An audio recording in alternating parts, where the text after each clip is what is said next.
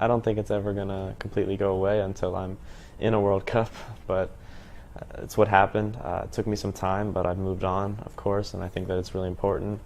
If anything, it's given me a bigger platform to just focus on at club level and do what I can here. Without that in my brain, obviously, it'll never really go away. So it was devastating. A lot of attention is on you. People, believe that you are the guy who's going to take the US to a new level, and you are a superstar in American terms. Is that sometimes too much for you? Are you quite happy maybe that you're not exposed to it all the time, that you're back in Dortmund in a more normalized environment, shall we say, or how do you relate to that? Well, the expectations that Americans or some Americans would put on me is, yes, too much is what I would say, but I don't take it that way. I know no one means harm for me like that, or wanting to put too much pressure on me. It's kind of what they've done, what they've do in the past. A lot of countries do, and I understand what they mean. Of course, I've come into a bigger role with the national team in the U.S. But I think just the environment I'm in here definitely helps. As you said, I think just being a good team player with this team and just being a piece of the puzzle is really important for me, and I think that has allowed me to have some success with the national team, individually. But yeah, I'm still trying to figure it all out. Yeah, of course. Is the mindset different? Because here, as you said, you can just play your game. You're just part of the team. There's a lot of attention on loads of players. It's not just you, and people afterwards will not say, "Oh, Dortmund lost because Christian Pulisic didn't score 3 goals." Well, I still put a lot of pressure on myself. Of course, I want to do the best I can. I want to help the team any way I can. But even with the national team, I don't think anyone expects me to do that or anything. So I don't add pressure for which team I'm playing on or think of it like that. Mm-hmm.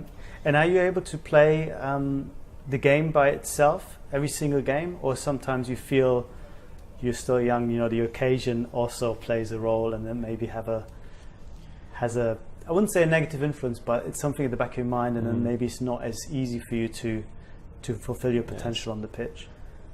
With experience, I think the biggest thing is trying to be more and more consistent, and that's what I think I've done a little bit better job of this season. I'm trying to improve and just being consistent in all games. Not being so up and down and having one great game here, one okay game.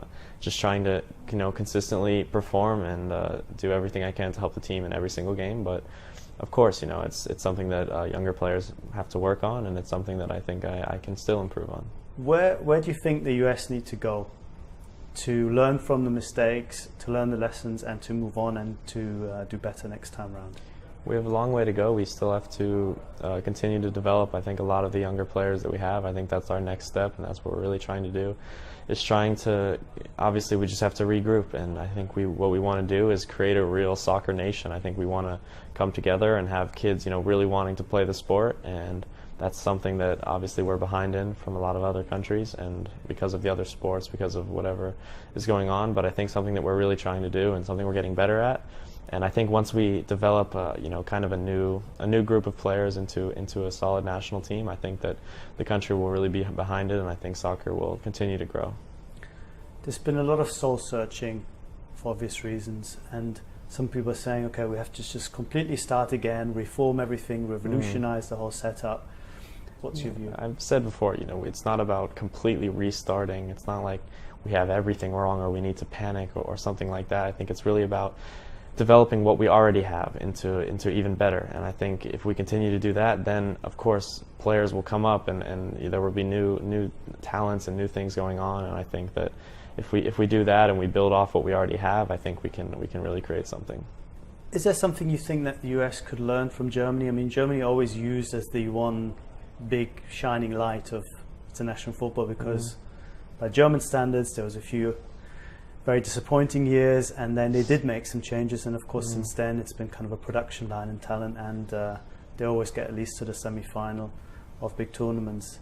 Have you noticed something that you think you could say, this is something that we could take and actually maybe implement back home? Yeah, I would say the youth systems in Germany are what have impressed me the most, and just how they go from youth and how they grow their youth players into full professionals. And I mean, I've been, of course, I'm right there, and I see it every day. I literally went through the system, so I think what I learned and how I learned from going from U17 into U19 and fighting every day with other players and how we battled, and you're fighting really for a pro contract is something that we can definitely learn from, and I think it's a system that obviously I never really experienced in the U.S. I would have never got something like this, and that's, I think, the biggest reason why I've grown so much as a player.